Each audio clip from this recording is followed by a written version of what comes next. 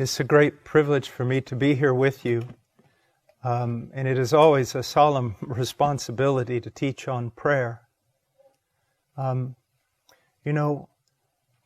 Teaching on prayer can be a rather difficult thing because I think that we all, we sometimes could appear in a way that we're not, that we could have a facade of greatness when actually it is a facade.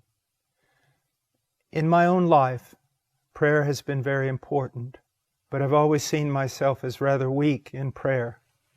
And I always remember this one thing. There's only one hero in this story, and that hero is Jesus Christ. There are no great men of God. There are no great men of prayer. There are only tiny, weak, faithless men of a great and merciful God who has granted them grace. Please always remember that. Always. Only one hero in this story, Jesus Christ. Just with a few minutes, I'm just going to read something and then I'm going to go on to Luke. But I want to read something out of the servant songs that reveals so much to us about the person and work of Jesus Christ. And I'm just going to read one verse in 42, Isaiah 42:1. Behold my servant, whom I uphold. Jesus is God incarnate, God who became man. But in the becoming of man, He laid aside so much of the privileges and prerogatives of His deity. He truly was a man, and He did what He did as a man in the power of the Holy Spirit. He had to be that last Adam. And as the last Adam, He had to conquer for His people. And He conquered for His people, having come in the body, in the likeness of sinful flesh. Not a body that was pre-Adamic fall, but a body that, though incorruptible, suffered all the consequences of the fall, the weaknesses, the pain, the suffering, the sorrow that could be tempted. And yet it says that God upheld Him. Oftentimes we're afraid to think that way because there are so many attacks upon His deity. But we see that He was a man. And God upheld Him, took Him by the hand. The Spirit empowered Him. You see, we had a father who fell, Adam. We needed a brother who could conquer, who was truly man, and that was Jesus Christ. And so we have to hold that in our minds when we make our way into the Gospels and see His life of prayer. He wasn't just praying because He was spiritual. He wasn't just praying because He wanted to show devotion. He was praying because He needed prayer. He needed prayer. Because He was to overcome as the last Adam. He was to overcome as flesh of our flesh and bone of our bone. To draw upon nothing but His Father's strength and the power of the Holy Spirit. And that way He can be our example. He can be our example. Your problem is not, it's never that you're too weak. As a matter of fact, God, what He does in our life, from the moment we're born again to the moment we die, is He's constantly working to create weakness in us. The problem is not that you're weak. The problem is that we don't know how weak we are. Because that weakness would drive us to prayer.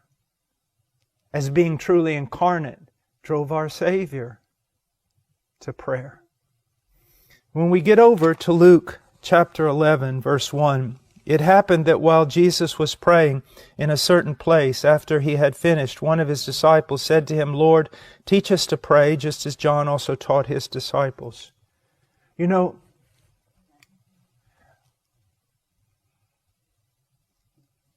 I find this very amazing. That nowhere do they come to the Lord and say, teach us to cast out demons. They never come to the Lord and said, teach us to preach. They never came to Him and said, teach us to walk on water. But they did one time ask Him, teach us. And it was to pray. I have to believe, and the context indicates it, it was because He prayed like no one they had ever heard pray. No one. No one. Now, if God incarnate, this perfect man, in the economy of our redemption, it was necessary for Him to do what He did in the power of the Holy Spirit as a man, drawing upon the Father's strength. How much more is it a necessity for us? Now, I don't have time to go into a lot of doctrine on prayer. Maybe I'll just teach on prayer this week. But I want to tell you an illustration that I hope will, it is rather common. It's even a bit funny. But the reason why I tell it is it has stuck in my mind since the moment I first saw what I'm going to illustrate to you. I lived in Peru for many years and have big waves in Peru. So someone convinced me, you need to learn to surf. And so I said, well, if you can find a beach where people have clothes on, I'll try it. And so I tried. It did not go well. First of all, someone should have told me that red flag means don't go in the water because it's dangerous. And but I went into the water. I had already tried a few other days to surf, so I went into the water confident that I would not die.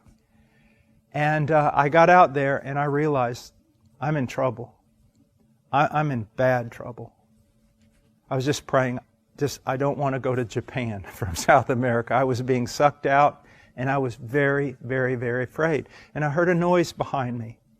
And it sounded like the gurgling of a sea lion when it's angry, because we had a lot of sea lions there. And so that made me even more afraid. But when I turned around, I found that it wasn't a sea lion. It was a young man, probably 20, but tiny man, about this big. And he was hanging on to a boogie board, and I could see in his face terror. He had already been knocked off the board a few times. He had gotten back up on the board. He was going to drown. He was terrified. And so I thought, well, I'm going to get my board and I'm going to go near him and then I'm going to grab him. And something stopped me. And I realized, I'd heard all the stories. I'm twice as big as him. But if he grabs me, he's going to kill me. He's going to drown both of us. And so I went over and I got some surfers that really knew what they were doing. And I said, please, there's a man drowning over here. And I saw their faces when they got near him. I mean, these were experienced guys. And you could see fear on their faces when they got near him. Now, they were all young men, really good athletes, expert surfers, but they were scared. And it took them somewhere between 20 minutes and a half hour to get that young man to shore. Now, you say, why are you telling this story? I want you to think about something. I was probably 5 times stronger than that kid. All those guys were multiples stronger than him. And yet, if 3 of those men had jumped in there and tried to grab him without using a lot of wisdom, he could have grabbed them and drowned them all.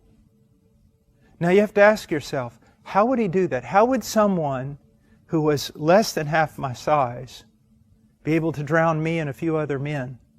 Was it his discipline? No. Was it his courage? No.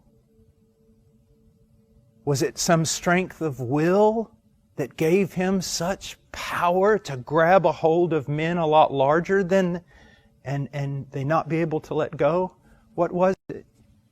It was fear. What did that fear come from? Abject helplessness. This young man knew he had no ability whatsoever to sustain his life. He was going to drown. And because of that, anyone who would have gotten close to Him, He would have grabbed onto them, and you couldn't have pried Him off with a crowbar. It wasn't His strength. It wasn't His discipline. It wasn't His devotion. It was His need. Need drove Him. He saw need. He saw helplessness. He saw, I'm going to die unless someone else acts on my behalf. So it was weakness. A discovery of weakness. Of complete and absolute need. Now, as I have studied, I really don't like the way we talk about men of God today. It just makes me nauseous. He's a great man of God, or he was a great man of this, or she was a great woman. I just don't believe it. Why did some people have unusual prayer lives? Well, their strength of will, their discipline, their devotion, their godliness. No. Stop exalting men. I do not believe it. I believe it was this. They saw their need.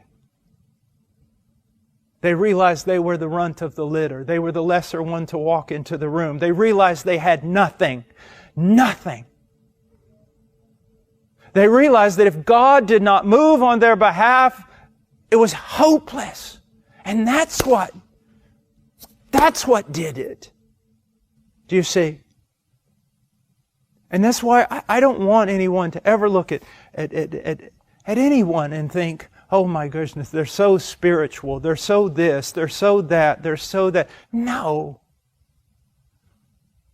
And if they think they're that, they're not what you think they are.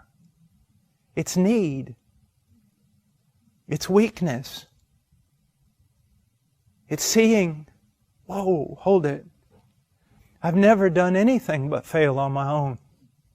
He's never failed. He's never failed. I can't do all things. I can't even get out of bed. But He can do all things, and I can do all things within the context of His will when He is moving. You see, and that's what I want you to see. And I believe that God, what He does to a man, He doesn't care about making what we think.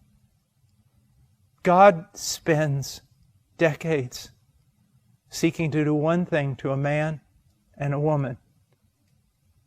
Cultivate weakness. Create weakness. Everything that's put before us that we can't, Lord, this time You gave me a mountain. I can't. Every one of those is to convince you of something that you should have been convinced about with regard to the smallest molehill you've ever had to deal with. You can't. But He can. He can. Remember this.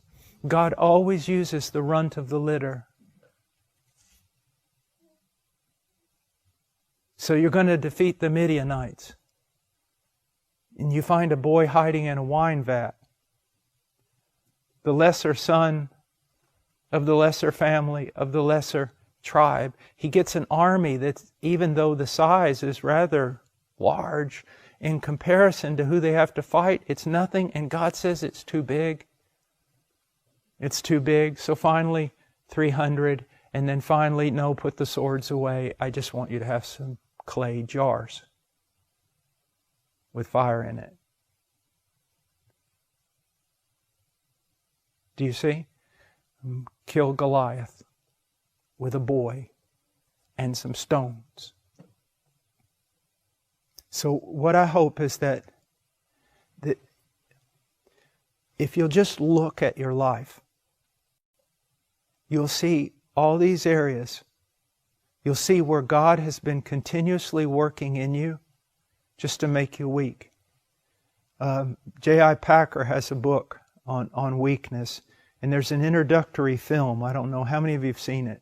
Any of you? To the book. And what it does, the book is on weakness, and you see this. The whole video is this old man, J.I. Packer, walking up steps. Now he's so frail that he can barely make it up there. And then he goes and types weakness.